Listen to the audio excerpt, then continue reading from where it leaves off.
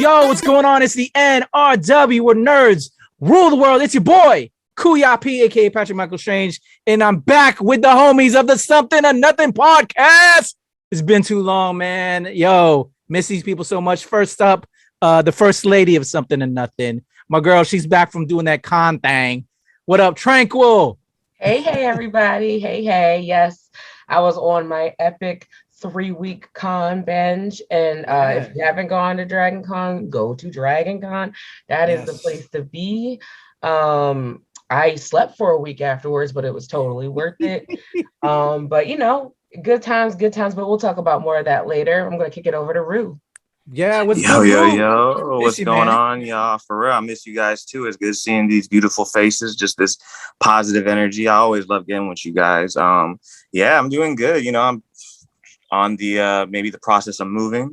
Got a lot of things going on. I turned 25 last week, and my hair turned gray. You turn a quarter of a century, and that shit just happens. That's like the thing now. The gray color swag. Like, man, I get so many OGs in my chair, and they tell me to like try and knock out all the gray you can. I'm just like, why? I like it. I think it shows wisdom. I don't really think. I understand it's almost like a constant reminder that your clock is ticking. Yeah. But at the same time, it's just like it's part of life. The more you accept it, I feel like, and embrace it, it's more of a positive than negative. I wouldn't have minded. Like, I was ready for it. Like, I would have rocked it. But apparently, I started balding, like getting splotches. So I was like, I ain't gonna have the splotchy. I'd rather have it all cut off then. But I would have rocked the straight up white hair. Honestly, I just think that's like not really even a thing anymore. Like I've taught kids who have gray hair. They're like 8 and they have gray hair, and it's just what it is. I don't know. There was a kid that taught in Japan. He was 15. He was full salt and pepper. Yeah. And he was 15 years old. So I feel like if it happens, just rock it, really. And do you think honestly, like when I would get white hairs at a younger age, I think it was due to stress. Probably. Have you ever looked into that? Like, I think white hair is also, now it's a fashion statement. Mm-hmm. A lot of people, like Rue, my man, what I'm saying? It looks dope. But like, I would get like little strands of white hair after periods of stress. I think if it's sporadic like that, I think it's probably stress or life induced. But if like you just growing up and you're just a kid and you just happen to have gray hair, like, I think it's just, and genetics probably play a really large part into why you might go gray early, but going gray doesn't mean you're going to lose your hair. You can just be gray for longer. I think there's a science thing to it that I've been meaning to look into. So I'm actually going to give you guys I'll give you guys a little one-on-one, because as you know, I'm a professional at this, and I did go to I did go to school for hair. Oh, okay. School is yeah. So what happens is, with everybody has hair strands, right? These hair follicles, the scientific term. And within your hair strands, you have, I forget it's basically melanin. Mm-hmm. And depending on your genetic makeup, will determine on what color your hair is. Mm-hmm. But as you get older, or as you as Tranquil said, with stress or any type of like external factors, your hair can actually lose its pigment over time. And that's what happens when you get older. When you turn completely white, I forget the name. I feel like I sound stupid, but basically the melanin in your hair just like kind of dies out, and you just have white. And that's kind of how it goes with age. That was the most like chopped version of what I can like see. You can tell how much paid attention in school I did, because that wasn't the best answer, but I know for a fact that I'm on the right lines there. But there is some slight stress. There can be stress, but that, I feel like stress usually comes with like you balding rather than actual like the gray. I think you lose hair. Okay, on that same level, I also, in regards to like the bald patternness with like men, like I didn't really rock hats as a young kid, because I was always the myth was, if you wear hats, it'll make you get bald faster. So as a young kid, I didn't really rock hats, and it wasn't until after well, really the military is when I started to wear hats a lot because it was part of our uniform. So I was rocking hats in the military. And then after that, once I got out the military, I didn't really rock hats too much up until maybe really, I started really getting into hats heavy until like 2005. I got a rack of hats. I got more hats than a lids store. If you look up in my closet, you know what I'm saying? Yeah. So I thought that maybe that's what attributed to me getting more, the baldness up top. Is that true, Rue? That's a myth. You can wear as many hats as you want. Aficionado. Yeah, no, that myth comes from like people think that your hair needs to breathe. Yeah, but that don't make no sense. Like like your hair is fine. I mean, the only thing I can think of that can cause receding is if like you have longer hair and you tie it up a lot, or you tie it back into a ponytail really tight. You can like start receding with that because you're basically kind of like pulling your hair out of its natural hairline. It's alopecia at that point. Yeah, I'm not. Yeah. I have a spot right here is where it started. Is what I'm not balding yet, but it's less. You know what I'm saying? When I do have hair, it was like not so much. I mean, that's generally at the crown where you start like balding. That's genetics. It's genetics for you. Like, right. You gotta look at your family, see who has, if it's on your mom's or your dad's, like, and even if it skips a generation, all that can play a factor. So it's weird how hair can be. For example, my sister is 13 years younger than me. My mom, all of them, they've had gray hair. Never have I had a gray hair. Okay. So it's weird, and it's like I definitely haven't had any less stress. In fact, for my sister, I would technically have more because I've been alive for 13 more years. So, I really feel like it's just really individual sometimes. Okay. On like how your hair is. Well, I know y'all don't want to talk about hair. And I'm probably sure we're probably boring people coming back. Man, they coming back and they talk about baldness and hair and all that. It's because of that old dude on the show, man. Yeah, I'm sorry. I apologize. I'm an old guy. I need to know these things. So, Tranquil, Roo, what we talking about today, man? What are we gonna make something out of nothing? Man, I wanted to know your guys' take on Shang-Chi. I know the channel dropped a review, but I wanted to get your guys' take personally. Yo, I know that. You go first. I loved it. I mean, my girl, she actually got to go see a preview of it at the El Capitan here in Hollywood, and Simu, I don't want to. Is it Lou Lee? I forget. Lou. Okay, my fault. Simu Lou was there, and he was doing a Q&A. So she was lucky enough to go do that. And I think about a week later, I got to go see it with her, and we went to go see it with some friends. It was a nice night. I really, really enjoyed it. I'm sorry, we didn't go see it with her friends. We saw it with her cousins. Mm-hmm.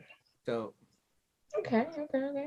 Well, I know, like, I actually haven't heard Kuya's opinion fully because he's been this whole time on it. So what do you think? Man, I absolutely loved it, yo. Like, so I had the advanced screening on it, and then was able to take my family to it.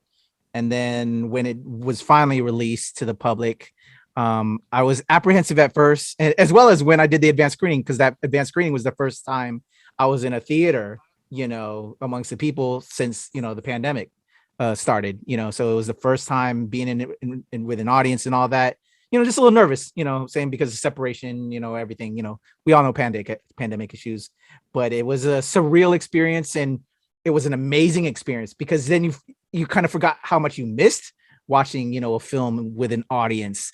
And it was just that amazing Marvel experience that I think all of us can recount of having seen these big Marvel movies with crowds. It's an experience and it's awesome. We all are nerding out together, and you're like celebrating at the moments that are the amazing moments and the awe-inspiring moments, the tender moments. So it was super fucking dope. And beyond just like the audience participating, the film itself was out fucking standing, man. It was absolutely beautiful. It was everything I wanted. It righted wrongs from like comic history that I was so happy to see. It gave new origins in ways to different characters that needed to be done because some of the comic stuff was problematic as well. And then it righted wrongs within the MCU because we all know about, the Mandarin thing that was happening in Iron Man, the 10 Rings, and all of that, and just how terrible that was. But with like one line, when Wu, that's what America did, and that just that line, that they don't really know about us, but it talks to that colonization mindset and just how people take from different things. It's just so fucking well done, and just little nuances as an Asian American and and then also from an Asian perspective, because those are two different things. We're not a monolith. I think they killed it, and I understand some problematic, some problem stuff people have in regards to Simu coming off after the film that has happened like within recent weeks of us taping this. There's some people that feel some kind of way about Simu because of some younger commentary he made online. But I think that, let that man change his life, and let's, also find out where stuff is coming from. There's people that did some research, but, I won't get into that. I don't know how much y'all know about that. But Asian Twitter has been going around 24/7 when this happened. And I just want to celebrate it, man, because, when do we have our moments? And it's few and far between. So I really wish this film could have came out when it was non-pandemic time. So it could have been a celebration like Black Panther was when that drops, because Anita, we killed it with that Katsu. Was it KatsuCon when we did the Black Panther party?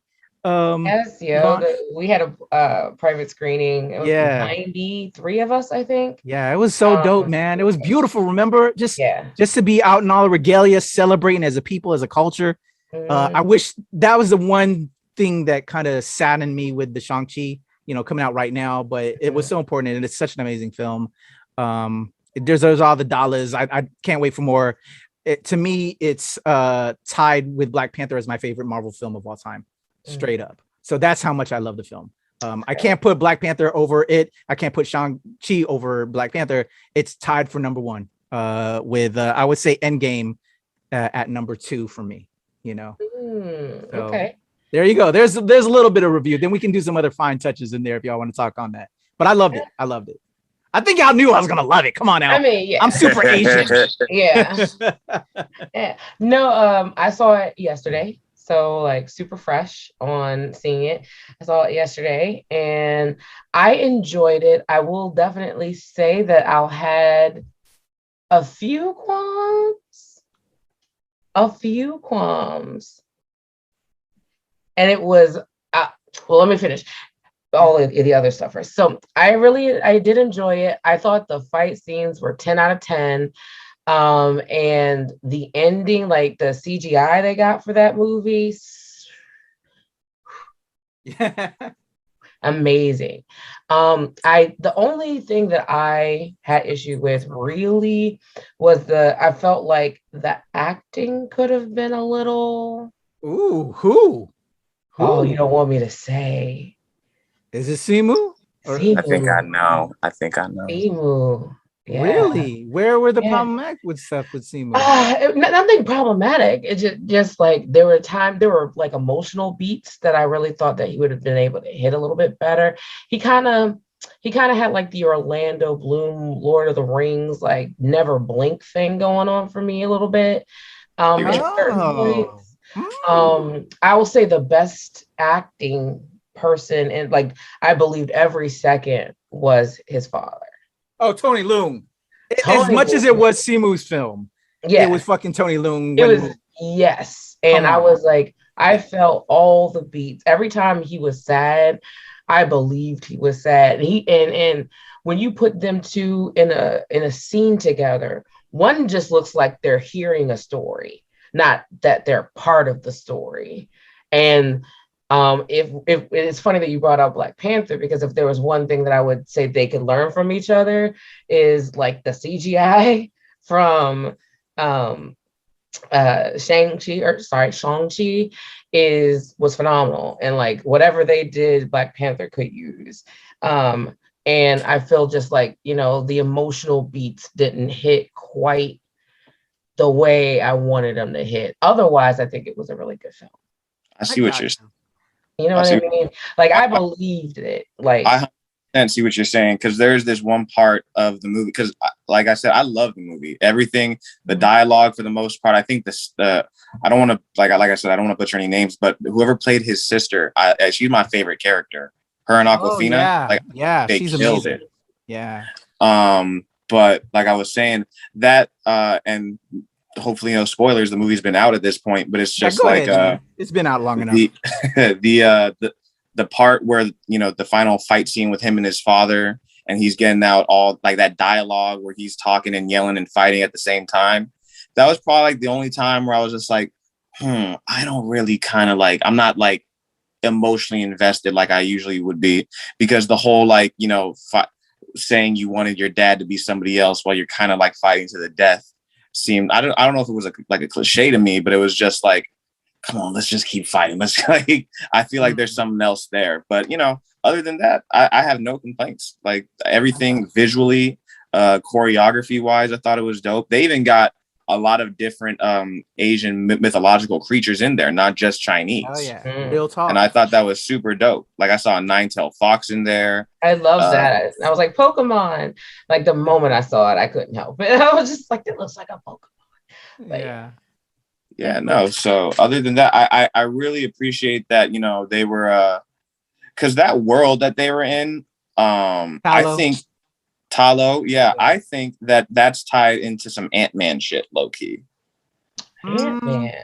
I don't know. Because I think the rumors. Talo is somewhere in the quantum realm. Yeah, that's what I saw the tie rumors about that. I don't know. They could possibly dimension hop in a little bit. I don't know, but we'll see. But yeah, I saw that stuff. I I didn't even know that was a theory out there, but I'm glad to I'm glad to see other people point. are on the... You're on point, Roo. Just to show love to the actress Mong Zhang, who plays Jia Ling, was the sister. But in regards to the acting point that you said about Simu, I'm not making an excuse for Simu, but I'm curious also if that could have the choice he made as an actor. As an actor, we make choices and how we perform. Do you think possibly it might have been a cultural choice difference? Because as Asian men, we react in different ways. Do you think that might have been an actor choice? That's how you felt? I would say no, because if that was the case, I would feel like that would have been the same for his father, and that was not the case. Okay, I wasn't making an excuse. I was just kind of no. There's cultural differences that we I 100%, 100% get that. But like when he, for example, the part when he saw his sister again, like you could clearly tell that she was not about him, and he was just like, oh. It's like it didn't feel like that, like holy crap, I just found my sister in the middle of a fighting pit, like that. Like I didn't feel like that seemed like a surprise to him, considering he left her, and for all he knew, she was a non-martial art using girl who was quiet in the corner. Like I felt like I was like, where I feel like someone would have reacted a little bit more surprise to that kind of like revelation. And I mean, which is fine. Like I think there were so many fight scenes that I cared a little bit less about that, because like the fight scenes were choreographed phenomenally. And then my favorite Asian actress, Michelle Yeoh. Oh my goodness, do I love that woman. I just love that woman, everything she is. I don't care what she does. And it's just so refreshing because you see her doing her own stunts, like you can see her face, and I'm like, man, she hasn't lost a beat. Like I've been watching her since I was a kid. I love She's it. Awesome. I got 2 questions for you guys. 2 questions. All right. Keeping it on Shang-Chi. All right. Number 1, to Roo, you said your favorite character was the sister, right? Jia Ling, who played by Mong Zhang, right?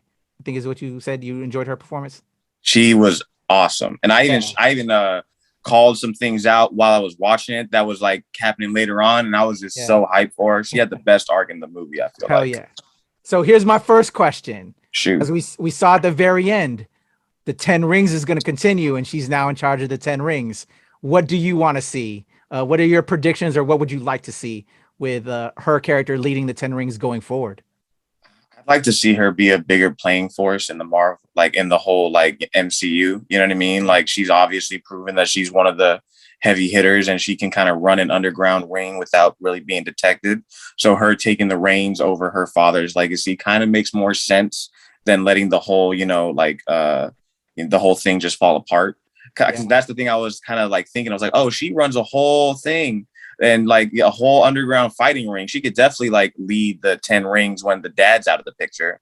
And that's what would happen. So I think like she's going to turn the 10 rings into like more of a force for good, especially for like what's to come with whatever like Marvel's planning. You know what I mean? Like, especially since I think that like we're going to get a lot more of her. And I think Shang-Chi is just going to be a super big part of this like upcoming universe. But for her specifically, she's just the shit. I'm sorry, I'm getting all over the place. She's my favorite character. No, I love it. No, that's why I'm curious, man, because she's super dope. I agree with you. Great arc, great introduction. And yeah, so it's like fan casting now, what I would like to see. She went through the most pain, out of everybody, if you think about it. Like, she lost her brother, she lost her father. She didn't see her mother die in front of her like Shang-Chi did. But at the same time, it's just like everybody in her life low-key abandoned her, and she still made something of herself and is like a badass bitch throughout the entire film. Hell yeah. And I'd like to hear what you think about that too, Anita. But I also want to add that if you saw going into the fight tower, that when they introduced the characters and stuff there, one of the fighters in one of the pens was a Black Widow, and a very popular Asian fighter, female fighter. And you when you go online, people are like, oh, that was also Black Widow, because she appeared in some of the scenes within Black Widow that came previous. So part of the rumor mill is, as if you recall from Black Widow, a lot of those Black Widow agents were out and about. So obviously one made it into the fighting tower that Xialing had. But now with Xialing now owning the 10 rings, that's where a lot of those widows can turn out. So that's going to be super fucking cool. Not only you run the 10 rings, you're bringing females into the mix because, come on now. Women can be warriors too. You know what I'm saying? I wouldn't be surprised if we see some Wakandan warriors, some Dora Milaje come up. I would love to see the combo. I would love to see the combo. Honestly, I would say she was probably my second favorite character in the movie. And it's only because we didn't get more of her. Like, I didn't get much to chew on with her. Like, I got her, you know what I mean? Like, I got her like overarching thesis. I didn't get a lot of meat on like how she got there, what she did to get, but we know where she is. Yeah. So I'm interested in her. And the actress, because I've never seen her before. It was her first big stuff. She came from theater. Okay. Like live theater. Good for her. And killed it. Good for her. And but I was thinking, I think she's going to be the moral gray area person. I really think that, she's not necessarily going to do bad things, but if bad things happen. Punisher-like anti-hero? Yeah, like if bad things happen in the pursuit of what she's trying to do, then okay. I mean, with all of that, she did still start a fighting ring. Like, no one gave her that idea. That's what she chose to do, So clearly she's got some pent up aggression that I feel like she would let out at other points. Also, and this is like super tinfoily, right? I'm thinking, like, wouldn't it be so cool if what was her character's name? Xialing. Xialing. Yeah. If Xialing ran into the power broker. Oh, yes. Madripoor, right? Yes. Sharon Carter. Yes. If they ran in, because I know that like she's working underground circles. Yeah. She's working underground circles, and they're both.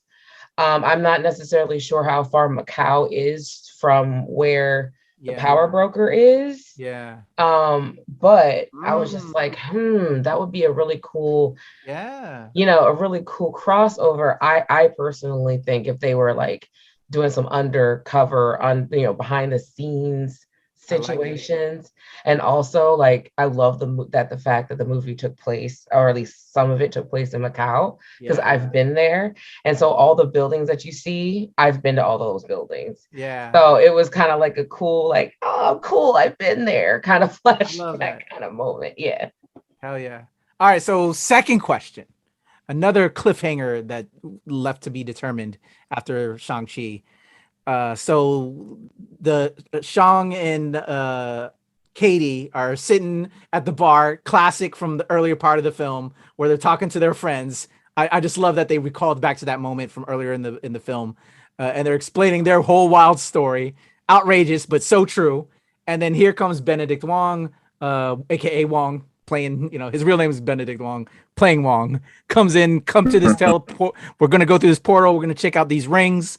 But then he doesn't just ask Sean to come through, but he asks Katie to come through. So to me, it's the birth of a new hero. What do you think about that? Because again, why else have her come through? You know what I'm saying? It seems like we're gonna get something. They're gonna build something up with Awkwafina and Katie, and why not? And what do y'all think about that? Because we know she has intelligence. She hasn't found her purpose. As we stated earlier in the film, she went to Cal Berkeley or whatever, and has this. She's super intelligent, but she just is trying to find her own way in life. And I kind of love that as its intention as a story element. Where all of us are still trying to find our way. We may get projected to do things, as Asians. We got to go lawyer, doctor, whatever.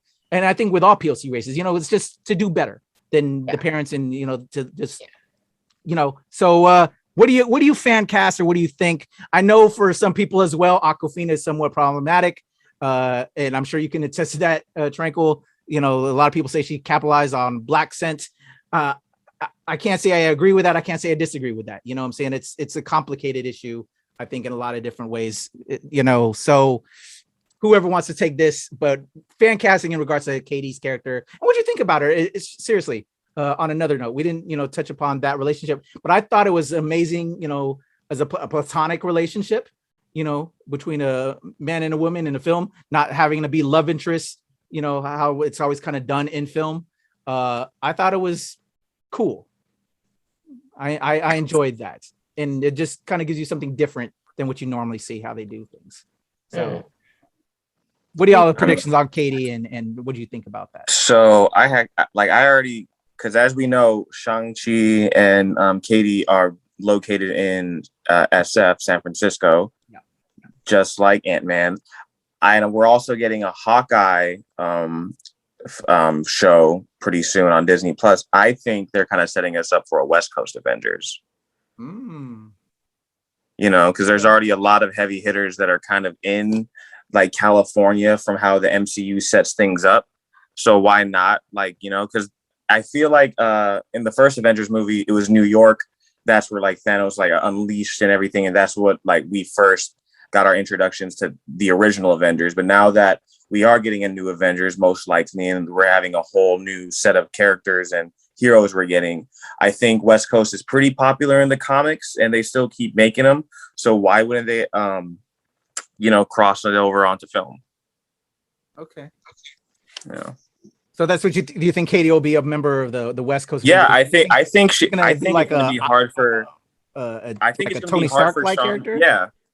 Oh, I think she's going to, kind of like a coordinator, kind of like Tony, where it's like, he kind of helps lead things, and I think she's really good with talking to people. She's very charismatic, and she's she's very good with people. So I think she's going to be able to talk to the team, and probably whatever she's going to use that Berkeley degree for. But we'll see. I know she's going to be a big part. It's kind of like Ant-Man and the Wasp. You know what I mean? Yeah.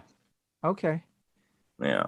Yeah. I was intrigued. I thought initially when they were making the film and her involvement, it's stereotypical that they'll kill a character to give the main character motivation. I thought she was going to be a quick in and out character, to be honest. But then I was surprised in how much she was involved in in all of Shang-Chi, and lasted, and is now kind of there. So I'm very curious on what they're going to do with that. Tranquil, what do you think? I think she's going to be, very important. I think, much like Rue said, I do think she's probably going to end up in the new Hawkeye series or something like that. Like she's, um, I can see that, or like tied to or connected to the individual that he ends up helping out in his own movie that's coming out in December or Christmas time or whatever. I will say that like I really like the dynamic between the two of them. I, however, don't know if I believed her when she was sad. So you think there's something up? Not necessarily character wise. Like you could, for me, when she was doing things that were lighthearted and funny, like it was just so smooth. And when she was doing more serious beats, like I felt like it felt like she had to ease into them, instead of just being in them, if that makes any sense. But I do like the fact that she's doing something other than just being a comedian. In terms of what you said before, like I don't find that she did that in this movie, so that is not something that like AAVE, I didn't see her doing that really in this movie. From my one viewing, I didn't see that happening. Has it happened before? Yes. I didn't see that either in this film, but I think people are still holding that against her. I can understand that because again, yes, did she capitalize off of that? That's to each their own, and at the end of the day, she might not even, and I don't know her, she might not even have any ill will towards it, or that's just how she grew up or whatnot. It's just she's a victim in a way of circumstance, because it's like if that wasn't something that was happening all the time, rampant all the time, then maybe she would have a little bit more grace, in terms of being able to change and whatnot. But like right now, people are just like, grace. You had like 20 years for grace, and so people are like, great. So it really is on an individual basis, I think. But I am interested to see where it goes, since she was through the whole movie. I didn't think she was going to be through the whole movie either. Right? Yeah. I really thought she was in and out. Hell yeah. I didn't necessarily think she was going to die, but I just didn't think she would be like essential. Like we wouldn't necessarily see her next film. And if we did see her, it would be like an in and out comedy moment. Yeah. And then she would dip. Yeah.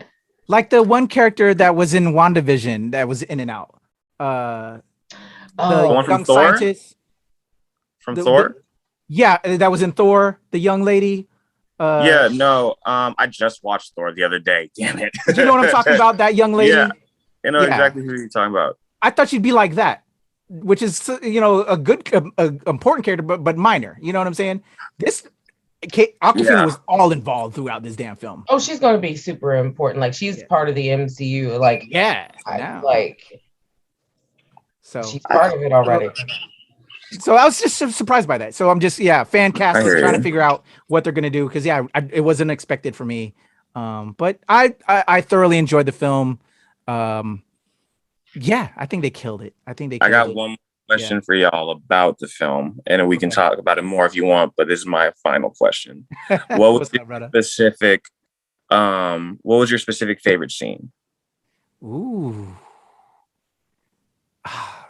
It's a lot of good ones. What was the first thing I said? And I think the first commentary I made in the first review I did,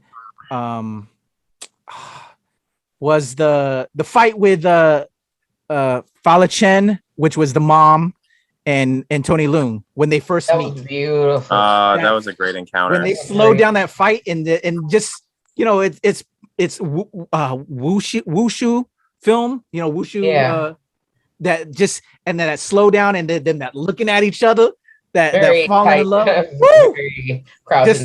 was melting, sexy badassness in every way. That was it for me there.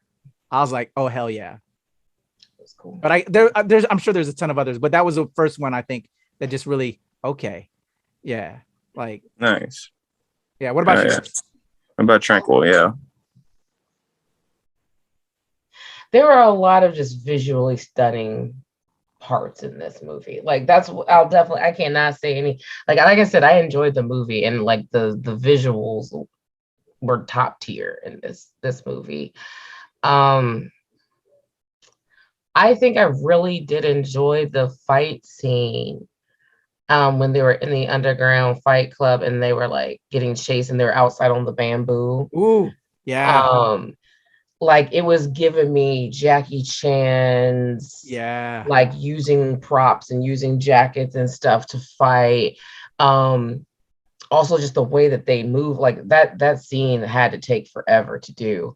And like the part where like that was the one part I was like, oh, Awkwafina might be getting it because she was on that pole and it was just I felt very like Spider-Man-ish, like when Spider-Man very Gwen Stacy, very exactly. I was like, oh man, I was like, well, you had, I mean, hey, that 15 minutes got you a nice check. You know what I'm saying? Hell yeah, that's exactly what I thought. Check. But I just thought it was shot very well, and it was like you got to see the sister really like kick into high gear, and I was like, oh, okay. So yeah, that's one of my favorite. I have a lot of visually like scenes that I really like, but I'll stick with that one. Rue. Nice. I think, well, y'all know me, I'm a big comedic relief kind of guy, and I think the movie started off perfectly because it ended the same way with them doing karaoke, and just that whole part. My favorite part was with the end with Wong, where you're saying, you guys better start getting to work. And then they're like, yeah, you're right. Or then they just get into karaoke. I love it because it shows, just like a less serious, like, way that they act, because, Simu is in Kim's Convenience, where he has a little more of a like less serious role, and I'm glad he was able to show that like more silly side, just even if it was for like a little bit of the movie. So that was probably my favorite. Yeah, you know what? I think like the funny thing when I say about like certain beats that he didn't hit, I think he hit his comedy beats perfectly. I think Steven hit his comedy beats. Like I thought like him and Awkwafina played off each other in those comedy beats pretty well. So, especially during those karaoke scenes. So I totally agree with you there. Yo, that bus fight, though. That was a great scene. I loved phenomenal. That bus. That I think would be, I love that the when Wenwu and Fala Chen characters meet, again, like I said earlier, that's what I instantly recall when I think about the film is just the beauty of the martial arts and just the two characters. But my favorite fight scene is that bus fight, and then followed by Tranquil scene with the outside. That was so Jackie Chan-esque. Very Jackie Chan. That was Rush But Hour that bus fight fucking sure. kicked ass. It did, and it was funny too because there was the guy on Instagram Live. Yes. 12-star. Like he was seriously not caring. He was just like moving over. All right. Yep. Better angle. I was like, that's so real. That's so identifiable. But I will say that the part where you were like the expectations, I definitely felt that. I was like, ooh. I was like, are you talking to like mid-20, early 30s people with this movie right now? Because I guarantee you everyone who has graduated up until like people who've been out of school for a little while feel exactly like that. In this day and age, like exactly like that. So that message hit home for you think? Yeah. I can't wait for more people to see it. I feel so bad that it's coming out during this time. It's getting some dollars. Asian community, we did gold opens and doing a lot to help support it, bring eyes to it. But with the reality is, a lot of people, I know so many people that wanted to see it, but they're waiting for it to come out on Disney Plus, and I can understand that too. But so that's going to take away from the revenue from it. And I mean, 300 million in the box office worldwide is still a pretty great feat. Yeah. Right. I think it could have hit almost a billion. Yeah. If it was theatrical release and everybody was outside. Yeah. But I still think it's going to hit over 500 million by the time it's still in theaters. Yeah, I think it'll get more change. But it's just sad. You know what I'm saying? Because I want to see it, Not hate to compare it again to Black Panther, but I would like for our community to come out and more people to come out, just like everybody else came out with all the other previous Marvel films. You know what I'm saying? What's also sad though is China didn't release it. That's a big bag for Marvel usually. Oh, and that's a whole nother story. When your own people, it be your own people. And remember how you said Asian and Asian Americans are very different? Yep. It's so real. It's so real. Yeah. So what else is going on, man? So we talked Shang-Chi. We gave it some love. We did. And I'm happy y'all saw it and everything, and we could talk on it.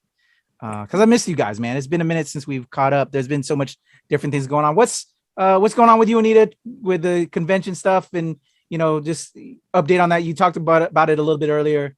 Yeah. But, well, I guess there's no rest for the weary. I have a lot of Halloween stuff coming up in terms of just content, building up that platform, getting those numbers up so I can get those sponsors up so I can get this money up. That's what I'm trying to do. But I will be going to NYCC October 7th, I think, through like the 10th or something like that. And then in November, I'm going to a small Steven Universe convention. A friend of mine throws it. So yeah. And it's in North Carolina. And if anyone is interested, I know it's far, but it is a Steven Universe convention and it's cool. So I'll be helping out and doing all that, and I'll be a guest and whatnot. So come through. I might be able to get you a ticket if you come through. So yeah. All right. I just started that series last week, Steven's Universe. How are you enjoying it? It's cute. It's real, it's wholesome. It's not like, there's a plot, but at the same time, like you can kind of feel like you don't really need to pay attention, but you do. It's an all around good feel show. And I watch it. It'll change, but right now, enjoy it. It'll change, but enjoy it for the lightheartedness that it is currently. Awesome. What's going on with you, Roo? Man, a lot. It seems like every time we record, something's going on with me. But I went to Hawaii. I came back. I was doing a little job transition. Now I'm at a barbershop full time in Hollywood. I think it's a way better fit. I was telling you guys my schedule is a lot lighter. I'm not working 60-hour weeks no more. So it's good. I just had a birthday, 25 years of age, so thank you. So I'm just blessed to be here, man. I'm just reflecting, I feel like now that 25, I can rent cars and everything. No, I'm just kidding. But it's just like getting older and everything is cool because, I try to surround myself with like-minded folks like yourself. But at the same time, I do realize I hang out with older people because I like to soak in as much knowledge. And I'm finally starting to, stop. I'm still a kid, obviously, for most people, but it's just like I'm starting to kind of really start seeing these changes in my eyes and like just in front of me. And it's really cool. So, and I'm getting my Funko Pop game started. So I'm really starting to kind of get more and more into that just because I just found out I live right down the road from the Funko store. So you ain't saying nothing but a word, sir. I might have to talk to you later. Well, yeah, I got the plug now. Okay. So whatever you need. All right. Well, we'll have some conversations. I need that great protector dragon from Shang-Chi plug, bruh. Man, any Hollywood exclusive, I got you guys. Okay. I'll send the Cash App. I'll be like, okay. Let me know. I love it. But other than that, like I told you guys, I've been on this crazy God of War binge. Like whenever I get any free time, all I do is play God of War, especially since the new trailer just popped out. And I'm super hyped. Speaking of that, did you all see the Sony showcase? I did. Not all of it. Oh, I saw the whole thing. Yeah. I need a PlayStation 5, Patrick. Okay. How did I know that was going to come back to me? How did I know? No, I love it. Yeah. It looks the new God of War pieces I've seen and just everything coming out. Yeah. Hopefully we're going to step our gamer game up. I'm working on it. Tranquil. You know what I'm saying? I'm already here. Make it You the one that happen. didn't tell me that we was on our gamer gaming. We gonna get it popping. We gonna get it popping. What do you think about the controversies around the new Thor? From the pictures that they put out about it, and then the two, so yeah, I saw that. Fat Fuck these Thor, and fanboys. Hoda being Fuck these fanboys, man. You can't, man. We're still talking about God of War Thor, right? Correct. Yeah. I don't mind it. I mean, I kind of feel like that's how Vikings probably look. You know what I'm saying? Exactly. Like they're not always gonna look like Chris Hemsworth. Yeah. Hello. Tell it. You know? And it's also, just like if you look at go ahead. Sorry about to cut you off. No problem. And also like all the strongman competition builders look exactly like that. Exactly. Mm-hmm. Like yeah. All of them. Yeah, you need a stomach almost to be pushing weight. You know what I mean? Like weight exactly, moves weight. Bruh. Tell it. Exactly. Yeah. Like you don't want your like spine to snap.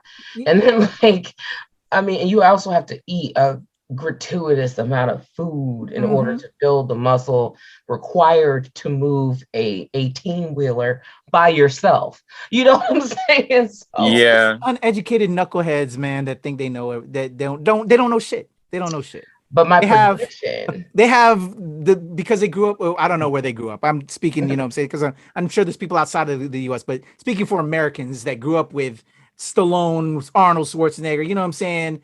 That what Hollywood portrayed, they're manipulated by that, and they don't know shit. They're dumb. I'm sorry, y'all are dumb. Dumb and comic books, bro. Comic books, we'll put it on in comic books as well. You know, we have like a weird like fascination with this physique of how like what strong looks like, and I'm just like, strong looks like a lot of different things. A lot of different. Hell yeah, it really does. And like I think. And like, I get it because I don't like forced diversity either, but I really think that, and I don't think this is a tinfoil idea, but I really think that this is because they're introducing Egypt next. Egypt is going to be their next. Yes, I was hoping you were going to say that because that's my theory too. With that little girl, I was like, she looked like a Cleopatra. Look like I love it. Like I think that's what we're going to get. Because originally the second pantheon was going to be Egypt. Like originally it was going to be Egypt, but they're like, I guess the crossover just didn't like work well. So they did the Norse mythology next. And if you notice, like, and people who are like purists or what, I'm like Atreus is Greek and like Norse, and it doesn't make sense. It doesn't make sense. He's a mix of two mythologies. So if Angrboda is a frost giant, which is androgynous, and they can they shape shift. And what if she was half that and half Egyptian god? You talking about Freya, his mother, or Freya? Well, no, not Atreus, like Angrboda, the girl. I think she is a frost giant mixed with a Egyptian god. Yeah, why not? I mean, if Atreus can be part Greek and part Norse, and he also Loki. I don't know if y'all know that. Yeah, it's just like which is mad weird because Loki's supposed to be half Asgardian, half frost giant, but you know. So, you know, they're doing their own thing. I actually watched like a 30-minute video on YouTube about like a professor that studies Norse mythology. And he's just calling out all the shit that he either got wrong or got right. So I was like, okay, well, they're doing their own thing over there. Yeah. Yeah, for sure. I really think it's a tie into Egypt. And if they do Egypt, I hope they do 3 games because there are so many. The Egyptian pantheon is massive. It's so big, and like the dynasty lasted for so long. I really feel like if they like, I really think it's Egypt, and I hope they get 3 games. I hope. I'm with it. I think. Go ahead, Kuya.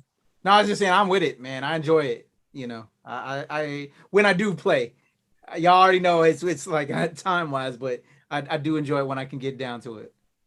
Yeah, I hear you. No, I think you're right, Tranquil. I think they're gonna do Egypt next. And after Egypt, because I think their plan is to obviously keep the franchise going now that Atreus is going to take over Kratos's, position. But I think after Egypt, I think they might go the Mayan, like the South American route.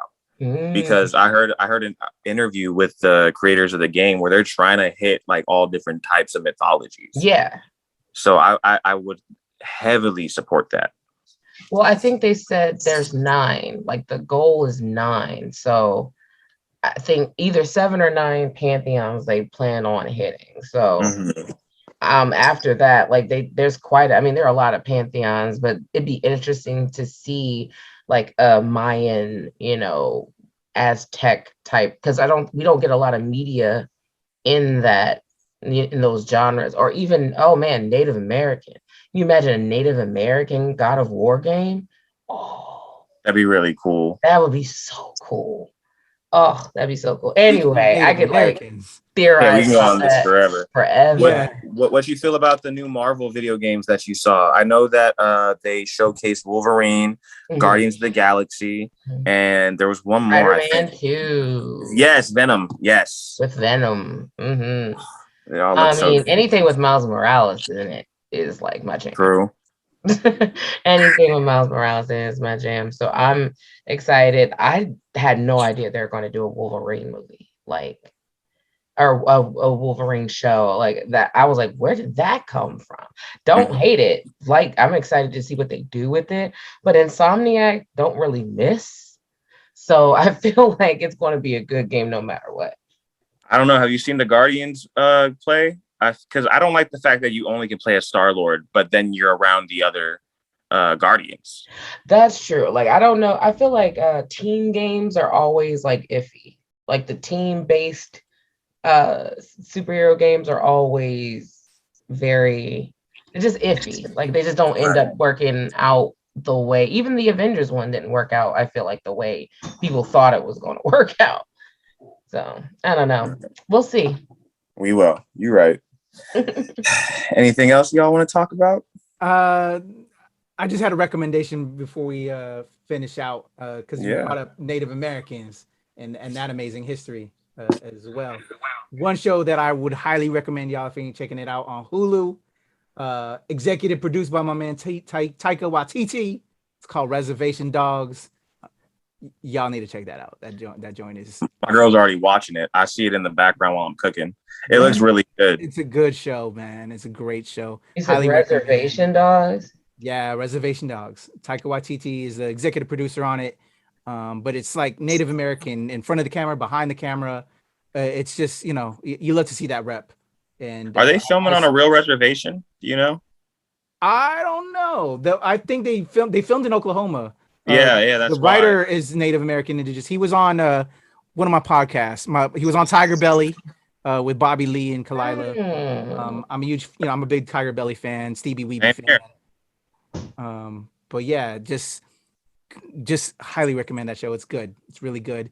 And also, if you like Hulu, Why the Last Man? If you were a fan of the comic book by Brian K. Vaughan from DC Comics Vertigo, one of my favorites about the last man on Earth. It's called Why the Last Man. It was a great comic series. It's now a series on Hulu as well.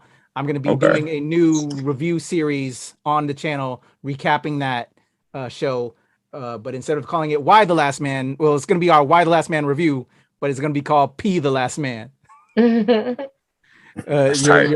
Why the Last Man review with myself. And then I'm the only dude that's going to be on the review. The rest of my co-hosts on there are going to be all females because we're going to kind of keep it like the nature of the show.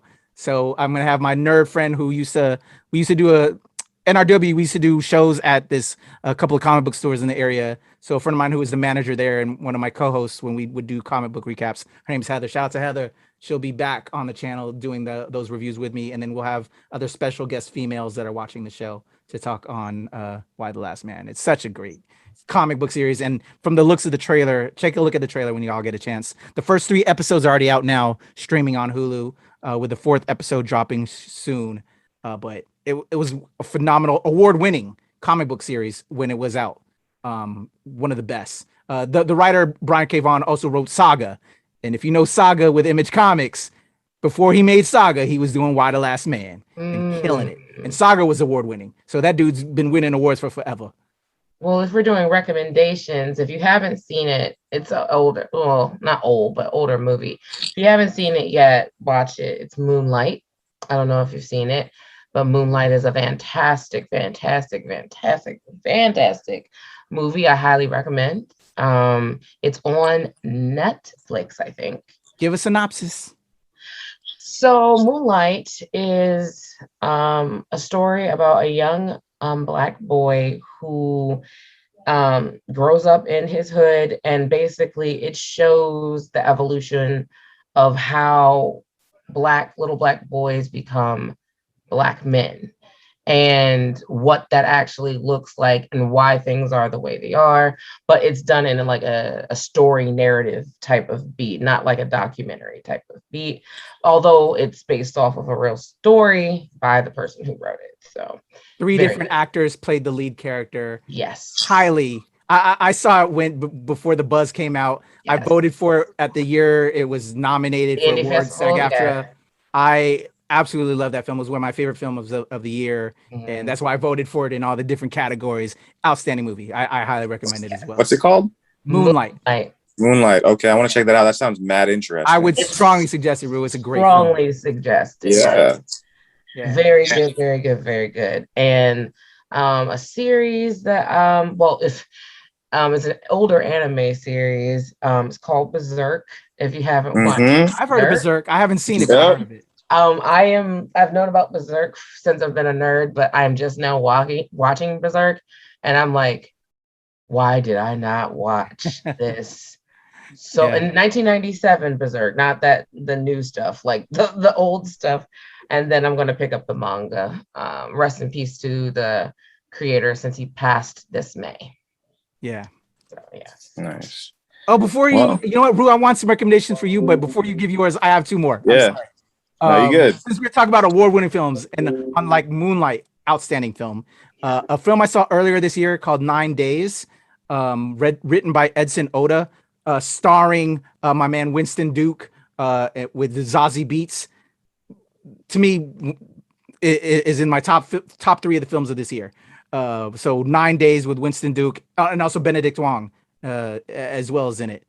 And then recent film that just dropped and is like, to me, I'm going back between 9 Days and Blue Bayou, written, directed, starring Justin Chon, who did Miss Purple, who did Gook. This is his latest effort, and you're going to cry all the way throughout this film, but it touches on issues of immigration, racism, classism. Absolutely brilliant. So many layers. I got a chance to interview Justin, that's on the channel as well. Also dropped a review, but out fucking standing. And as an Asian American, like we're getting all this representation this year, and I think we're gonna take it on with awards, hopefully, because like I'm gonna vote the fuck out for this film. But I think Justin Chon's just killing it, and he just did an outstanding job. And that film's, if it don't make you cry, you ain't got a soul, you ain't got a heart.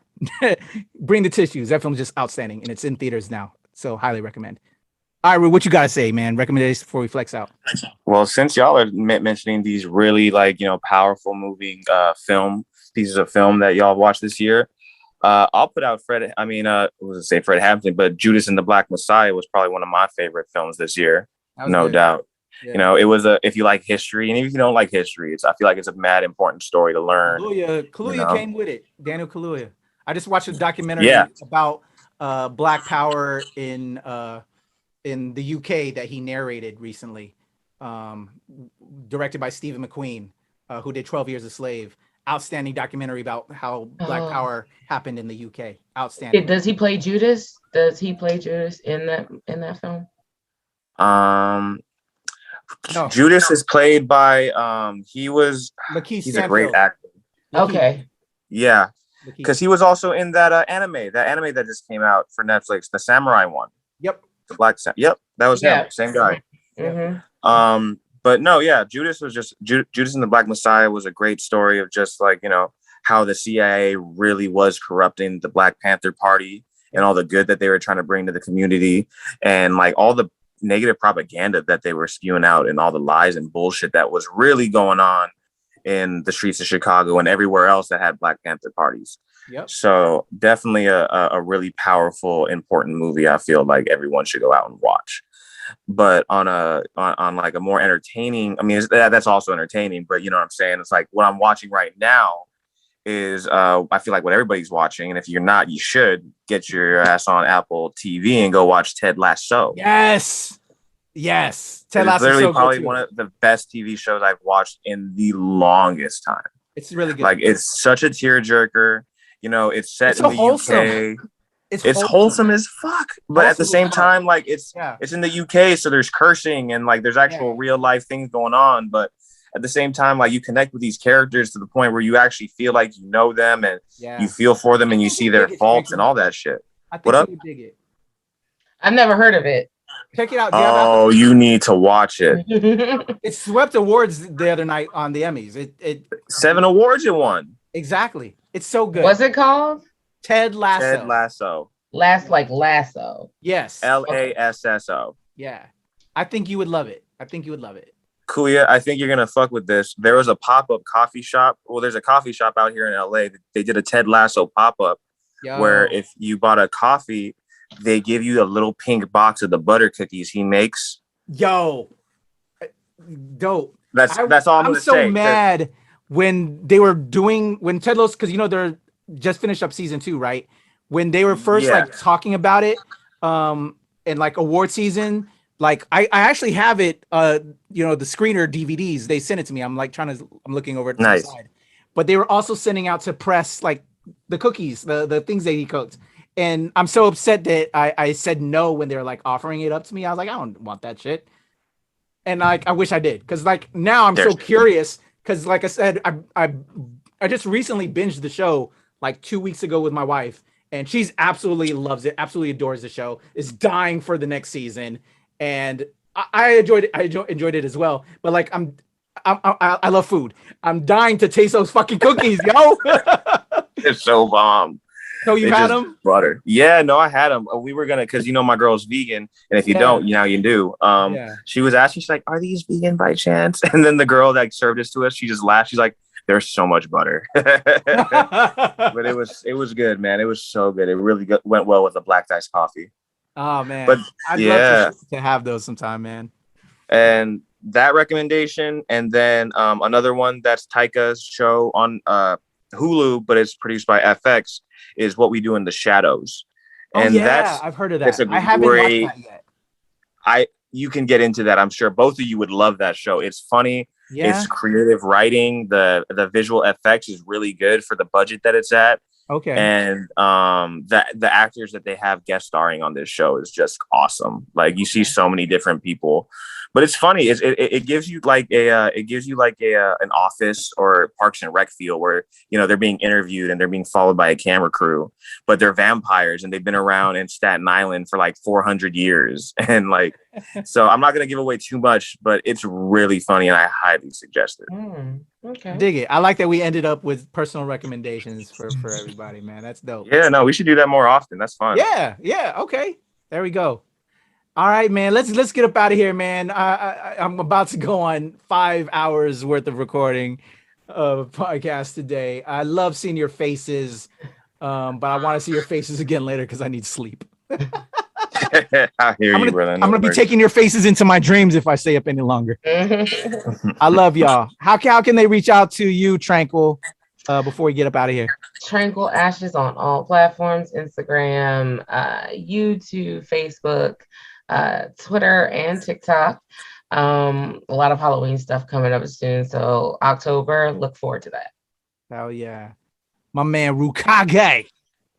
Yeah, you know what it is, guys. Just ROOHKAGE on Instagram and Twitter. If anybody's ever in the Hollywood area and need a cut, you can DM me on Instagram. I'll get you right.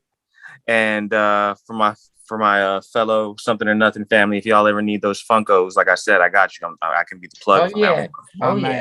My man. I wish you were here, bro. My regular hairstylist, or generally, really don't have to worry about the top too much. But her name's Lulu. She does my beard trim and gets me right. She's with about to give birth, so she's gonna be out till like March, man. I'm like, damn, who am I gonna get to do my beard right? So hopefully I can find somebody that can do my beard game. Yeah, man. I'll make a trip though. I'll bring my clippers sometime. Most We do man, need to don't tell me organize a that, bro. trip. Don't tell me that. We do need to organize a trip. You need to come down during the Oh, no, summer. we definitely got to plan that up. So 2022, Well. we got to make some kind of connection happen. Something or nothing live. Hell Yo, yeah. yes. Whether you coming over here or we going over there, we got to link up in Matter. 2022, brother. I'm We serious. can do both. We can do We both. gonna. Like no bullshit. All right, y'all. Let's No, get it's up here. gonna My happen. name's Kuya P. You can follow me at Strange since 1977 or at Temple Far East or the Legend Kuya P, which is the TikTok. I'm probably gonna consolidate that so I don't have to talk too much and just make it the Legend Kuya P. But stay tuned. I haven't done that yet. Over at the Nerds of Color on everything, Show Pow Show for that Filipinx content, and of course here where we make something out of nothing with Roohkage and Tranquil Ashes. That's the NRW or at New Release Wednesday where nerds rule the world. Stay tuned. We got a lot of dope shit coming your way. All right.